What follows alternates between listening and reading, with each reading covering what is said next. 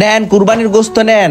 আর আমার জন্য দোয়া করবেন যাতে আগামী বছরে আবারও হজে যেতে পারি এবং 5টা গরু একসাথে কুরবানি দিতে পারি।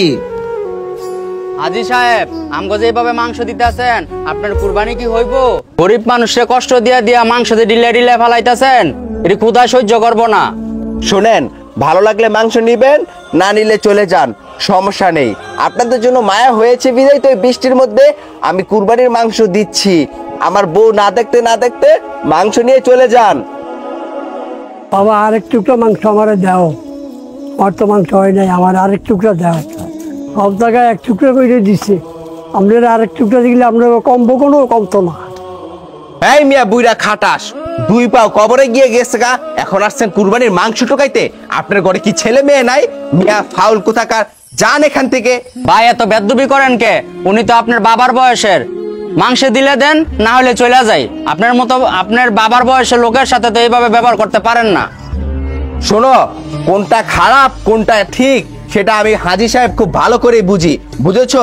আজকে দেখো আমার কি বাড়ি গাড়ি সবকিছু আছে, আর তোমরা আমি মাংসই টোকাইতাছো। আর আমার কিছু মাংস ফ্রিজে রেখে দিতে হবে, আমার শালা শালি এসে খেতে হবে, তাই না?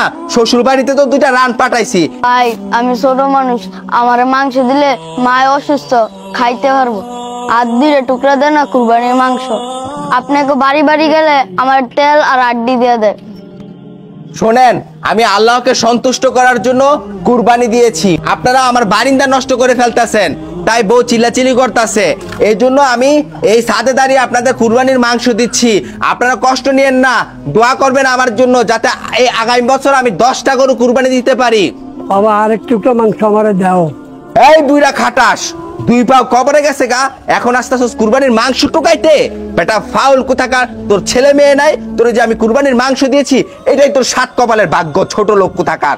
সুবহানাল্লাহ সুবহানাল্লাহ সুবহান। ভাই আমরা তো কুত্তা বিলাই না ভাই, এমনি মাংস দিতেছেন কেন ভাই? এই যা যা যা, ছোট লোক আইন ভাই আইন, এনতার মাংস নিতাম না। যে ব্যবহার করছে এনতার মাংস নেওয়া যাইব না, ওর মাংস ওই খাক। আসেন। কি আরিফ কই যাস? বন্ধু একটু এদিকে যাই আমরা ঘুরতে। তো কি গরু কুরবানি দিছে জানোস? আঙ্গ এর বড় একটা গরু কুরবানি দিছে। বন্ধু আমরা গরিব মানুষ, কেমনে কুরবানি দিব? কি দেখি কুরবানি করছো কাজ নাই ভাই? ঘরে খাইছে, আমি ফেটটা বইরা খাইছি।